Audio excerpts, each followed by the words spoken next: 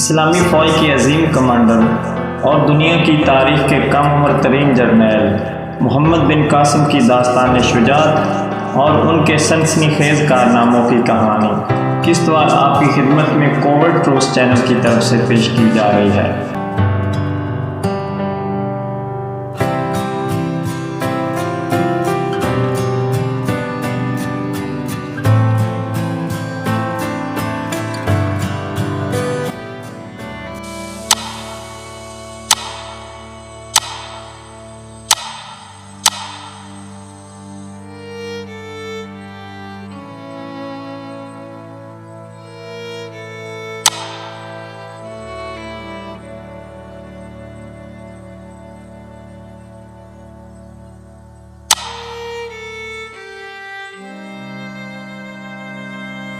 سلمہ شکست خوردہ سی ہو کر تھوڑی دیر خاموش رہی، پھر بولی، اگر وہ اژدہا مجھے نگل جاتا تو آپ کو اس بات کا افسوس ہوتا؟ یہ صرف تمہارے لیے ہی نہیں، میرے سامنے اگر وہ کسی کو بھی ہلاک کرتا تو مجھے اسی قدر افسوس ہوتا۔ آپ نے میرے لیے اپنی جان خطرے میں کیوں ڈالی؟ ایک انسان کی جان بچانا مسلمان کا فرض ہے۔ سلمہ دیر تک خاموش رہی۔ دور سے چند گھوڑوں کی ٹاپ سنائی دی اور ابو الحسن نے کہا، دیکھو وہ ابھی تک تمہیں ڈھونڈ رہے ہیں۔ تھوڑی دیر بعد عبدالشمس اور اس کے ساتھی پہنچ گئے۔ بیٹی کو سلامت دیکھ کر عبدالشمس نے واقعات کی تفصیل میں جانے کی ضرورت محسوس نہ کی۔ سلمہ کی زبانی اژدہا کے متعلق سن کر اس نے ابو الحسن کا شکریہ ادا کیا۔ اگلے روز الصبح عبدالشمس اپنے مکان کی چھت پر نیم خوابی کی حالت میں لیٹے لیٹے اذان کی دلکش آواز سن رہا تھا۔ کچھ دیر انگڑائیاں لینے کے بعد اس نے آنکھیں کھول لیں۔ سلمہ ابھی تک گہری نیند سو رہی تھی۔ عبدالشمس اسے جگا کر صبح کی ہوا خوری کے ارادے سے نیچے اتر آیا۔ ابو الحسن کے ساتھی شبنم آلود گھاس پر چادریں بچھا کر اس کے پیچھے صف بستہ کھڑے تھے۔ ابو الحسن نے نہایت دلکش آواز میں سورہ فاتحہ کے بعد چند آیات تلاوت کی۔ قرآن مجید کے الفاظ نے عبدالشمس کے دل میں تلاطم برپا کر دیا۔ اس کے پڑوسی عرب بھی اس کے قریب آ کر کھڑے ہوئے اور اپنی قوم کے نوجوانوں کے نئے طریقے عبادت کو دلچسپی سے دیکھنے لگے۔ رکوع و سجود کے بعد دوسری رکعت تک عبدالشمس پر ایک بے خودی سی طاری ہو چکی تھی۔ اس نے آہستہ آہستہ نمازیوں کی طرف چند قدم اٹھائے۔ قریب پہنچ کر جھجکا، رکا اور جذبات کی ہیجان کی کسی روح کے متحد بھاگتا ہوا صف میں کھڑا ہو گیا۔ اس کے ساتھیوں نے اس کی تقلید کی۔ نماز کے اختتام پر ابو الحسن نے اٹھ کر عبدالشمس کو گلے لگا لیا۔ عبدالشمس کی آنکھوں میں مسرت کے آنسو چھلک رہے تھے۔ ابو الحسن اور اس کے ساتھیوں نے انہیں مبارکباد دی۔ عبدالشمس نے کہا، آپ کی زبان میں ایک جادو تھا، مجھے کچھ اور سنائیے۔ ابو الحسن نے جواب دیا، یہ میری آواز نہ تھی، یہ خدا کا کلام تھا۔ عبدالشمس نے کہا، بے شک یہ کسی انسان کا کلام نہیں ہو سکتا، سنائیے مجھے۔ ابو الحسن نے اپنے ایک ساتھی طلحہ کی طرف اشارہ کیا۔ طلحہ قرآن کا حافظ تھا۔ عرب اس کے گرد بیٹھ گئے۔ طلحہ نے سورہ یاسین کی تلاوت کی۔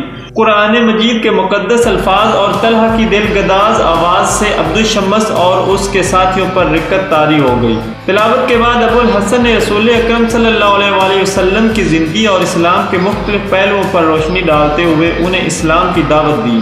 عبدالشمس اور اس کے ساتھی جو ایک مدت سے عربوں کی عظمت کی داستانیں سن کر رسول اکرم صلی اللہ علیہ وآلہ وسلم کی عظمت کا اعتراف کر چکے تھے، ابو الحسن کی تبلیغ کے بعد دین اسلام کی صداقت پر ایمان لے آئے۔ کلمہ توحید پڑھنے کے بعد عبدالشمس نے اپنے لیے عبداللہ کا نام پسند کیا۔ سلمہ ناریل کے ایک درخت کا سہارا لیے کھڑی یہ تمام واقعات دیکھ رہی تھی۔ وہ جھجکتی ہوئی آگے بڑھی اور اپنے باپ سے کہنے لگی، ابا جان، کیا عورتیں بھی مسلمان ہو سکتی ہیں؟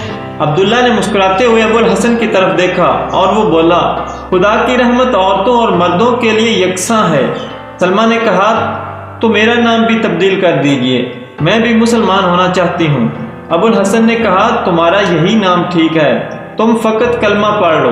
سلمہ نے کلمہ پڑھا اور سب نے ہاتھ اٹھا کر اس کے لیے دعا کی۔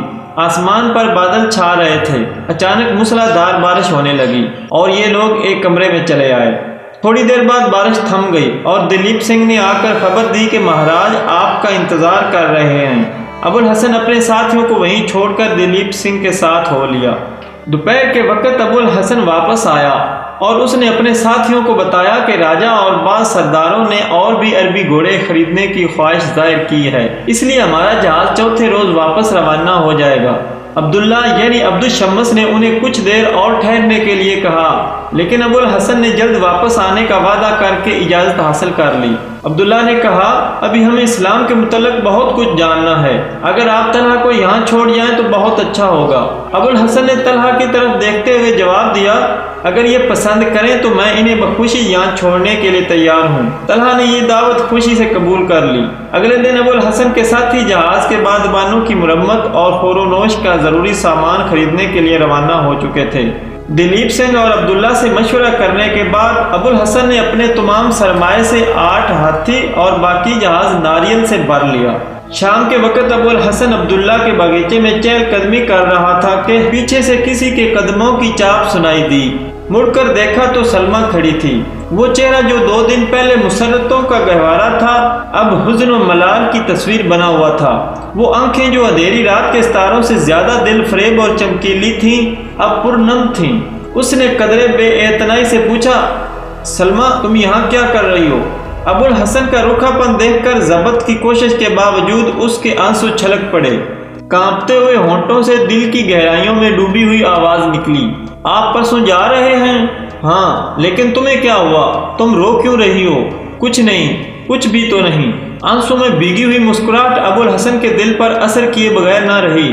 اس نے کہا، سلمہ تم ابھی تک وہیں ہو، اسلام قبول کرنے کے باوجود تم میں کوئی تبدیلی نہیں دیکھتا۔ تمہیں اب نامحرموں کے سامنے آنے سے اجتناب کرنا چاہیے۔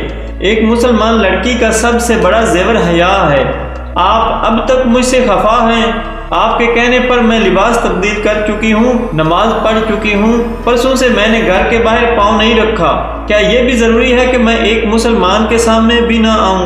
ہاں، یہ بھی ضروری ہے۔ میں طلحہ کو یہاں چھوڑ کر جا رہا ہوں، وہ تمہیں ایک مسلمان عورت کے فرائض سے آگاہ کرے گا، تمہیں اسلام کی صحیح تعلیم دے گا۔ سلمہ نے جواب دیا، مجھے کسی اور تعلیم کی ضرورت نہیں، آپ جو حکم دیں گے وہ میں مانوں گی۔ آپ کے اشارے پر میں پہاڑ پر سے کودنے اور ہاتھ پاؤں باندھ کر سمندر میں چھلانگ لگانے کے لیے تیار ہوں۔ ابو الحسن نے کہا، سلمہ اگر تمہیں میری خوشی اس قدر عزیز ہے تو سنو، میں اس کے سوا اور کچھ نہیں چاہتا کہ تم سر سے پاؤں تک اسلام کے سانچے میں ڈھل جاؤ۔ سچے مسلمان کی ہر نیت اور ہر فعل میں کسی انسان کی خوشی نہیں بلکہ خدا کی خوشی کا طلبگار ہونا چاہیے۔ کلمہ پڑھنے کے بعد تم ایک ایسی دنیا میں پاؤں رکھ چکی ہو جو ایک لامتناہی جد و جہد کا گھر ہے۔ اس میدان میں کودنے والوں کے دل میں آنسوؤں اور آہوں کے لیے کوئی جگہ نہیں ہونی چاہیے۔ مسلمان کے لیے زندگی ایک بہت بڑا امتحان ہے۔ اس کے پہلو میں وہ دل ہونا چاہیے جو خدا کی راہ میں زندگی کی بلند ترین خواہشات کو بھی قربان کرنے سے نہ گھبرائے۔ اس کا سینہ تیروں سے چھلنی ہو لیکن زبان سے آہ تک نہ نکلے۔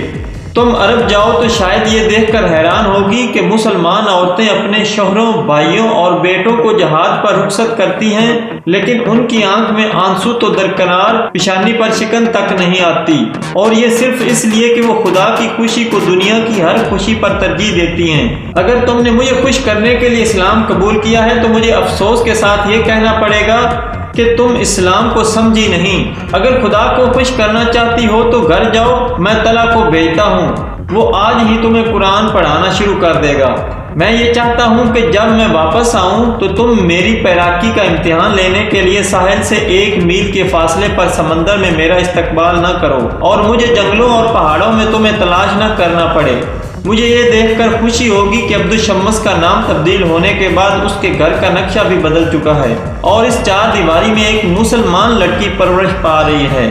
سلمہ نے پر امید ہو کر پوچھا، آپ کب آئیں گے؟ میں دن معین نہیں کر سکتا، لیکن ارادہ یہی ہے کہ گھوڑے خریدتے ہی وہاں سے واپس آ جاؤں گا، لیکن اگر مجھے جہاد کے لیے کہیں جانا پڑا تو ممکن ہے کہ دوبارہ نہ آ سکوں۔